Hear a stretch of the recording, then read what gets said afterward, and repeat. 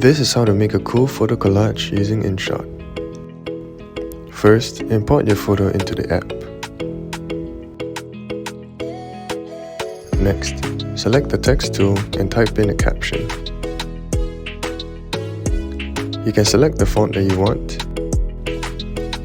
After you're satisfied with the text, select Clip End on the text. Next, move to 1 or 2 seconds later in the timeline and select Sticker. You can select the Import Image function and add in the photos you want.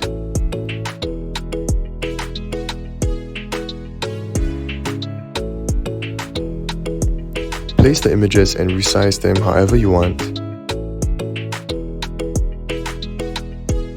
Then adjust the duration and positions to make them appear one at a time. And here's the final result. Don't forget to like and subscribe to InShot on our socials.